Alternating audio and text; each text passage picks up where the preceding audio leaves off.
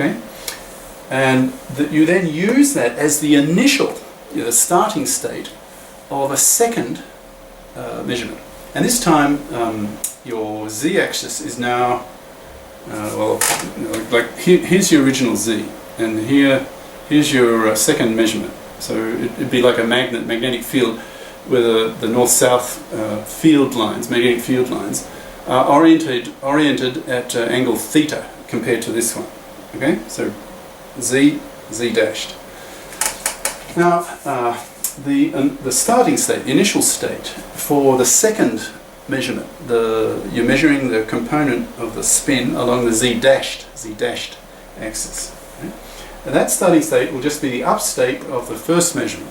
So up state, right? So that's your starting state. Now we're going to perform a measurement on the for the second measurement. We will we want to know the probability of getting an up or a down measurement result.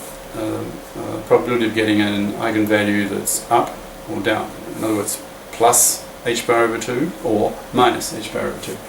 Now, you know from before, the general theory of measurement in quantum mechanics, you can take your general state and you can expand it in terms of the eigenvectors or eigenfunctions of the operator that corresponds to the observable, the physical measurable quantity that you're measuring.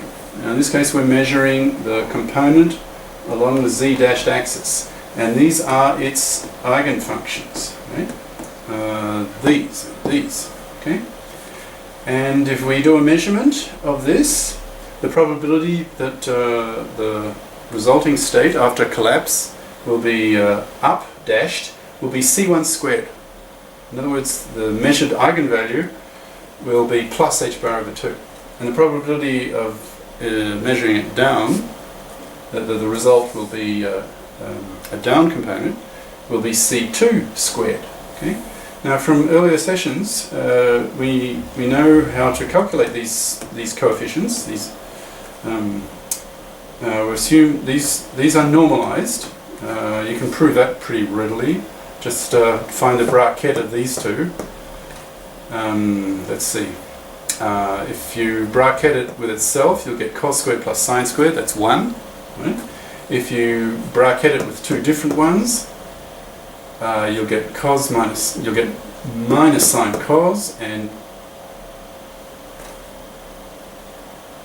we're summing, and plus sine cos. They cancel, so 0. Right? So what is C1? Well, it's just a bracket calculation that we've done that in earlier sessions. So C1 is just what will it be? It'll be up dashed.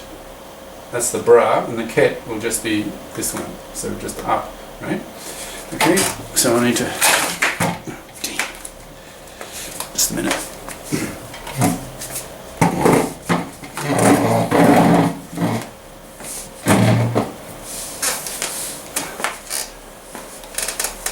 So C2 correspondingly, so it'll be the bra will be down dashed times up, and that's in bracket notation. Now, in terms of vectors, this is a bra. So when you're talking in matrix terms, you will transpose conjugate. You don't need your conjugate because it's real, and transposing it will take a column vector, convert a column vector into a row vector, which is what you've got here, right? This is for C1. So this is your up dashed, right? This is the row, as a row vector now of up dashed times, well, that's just your up, which is 1, 0, right? Well, it's a 1 by 2 matrix times a 2 by 1 matrix. That gives you a 1 by 1 matrix. And so it's that times 1 plus 0 times that. So it just gives you cos theta over 2, right? Now, a similar calculation for C2. You get, so here's your row matrix equivalent. or row vector, if you like, of down dashed, right, times up, right, and that'll just give you minus sine theta over 2. Right, so here's your C1 here, here's your C2 here. So plug them in. So you now have a formula of your an expansion, if you like, of your original wave function, the initial wave function for the second experiment, right? And that's your C1, your C2. These are your probability amplitudes, if you like, C1 and C2. So therefore, the probability of measuring an up state, in other words, along the z dashed orientation, the probability of getting plus h bar over 2 is your eigenvalue, your measured value, will be this squared, right? C1 squared. Done that before in the general theory of, well, in the previous chapter 6. Right? It'll be C1 squared. So in other words, cos squared of theta over 2. So that's saying here. Now the probability of measuring a down, that the component of z dashed will be down, will be c2 squared, which is this. So it's in other words sine squared theta over 2. Now of course c1 squared plus c2 squared must be 1. Well, that's obviously true. Cos squared plus sine squared, 1. Okay. Right. Now, if your angle is 90 degrees, pi over 2, then that's your original z, your first measurement, right? And now that's theta, that's the orientation of z dashed relative to z, but it's now 90 degrees, it's like this.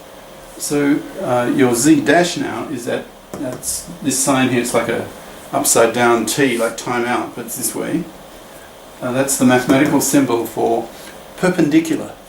In other words, at 90 degrees to. So now your z dashed axis is perpendicular, or 90 degrees to z. So these thetas here are now 90 degrees, pi over 2.